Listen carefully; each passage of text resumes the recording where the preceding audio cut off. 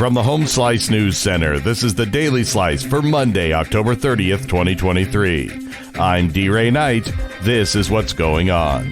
The Federal Railroad Administration is reportedly looking into bringing Amtrak passenger trains to South Dakota. Although they are looking to expand Amtrak's routes, it could still be a couple of years before anything is in the works. Congress will receive the federal study next spring, and it will be up to Congress to decide if they want to implement service. Existing railways would be used for the Amtrak routes.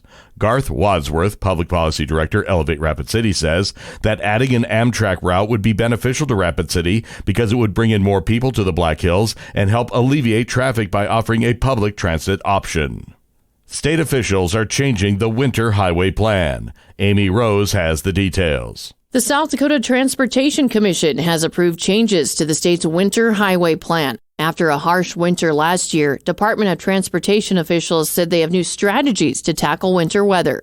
Craig Smith, South Dakota DOT Operation Director, says this year's budget reflects a normal winter. One major improvement offered in this year's budget is the creation of a system that would allow counties and tribal governments to list their road closures on DOT's statewide 511 system.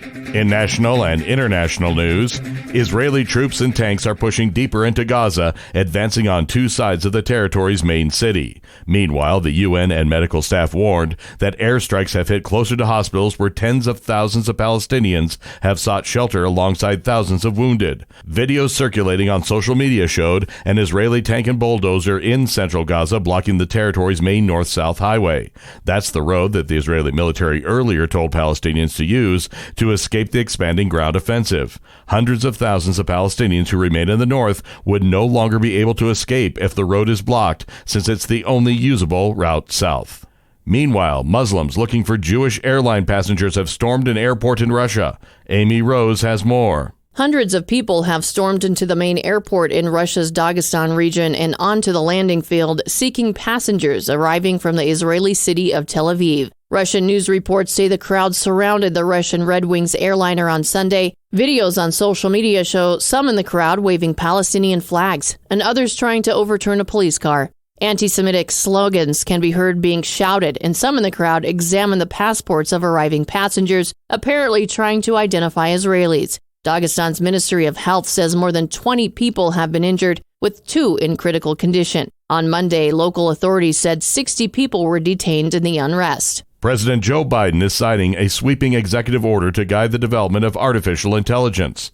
Monday's order will require the industry to develop safety and security standards, introduce new consumer protections, and give federal agencies an extensive to-do list to oversee the rapidly progressing technology.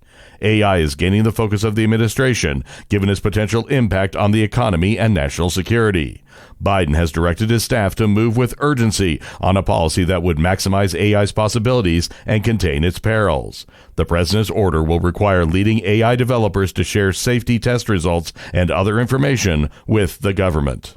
Your weather forecast from the Home Slice Weather Center. Mostly cloudy and windy with a high of 44. Low tonight, 13. And that was your Daily Slice for Monday, October 30th, 2023. The Daily Slice is a production of Home Slice Media Group, hosted by D-Ray Knight with Amy Rose. Executive producer Mark Houston. Engineered by Chris Jaquess. I'm D-Ray Knight. Have a great day.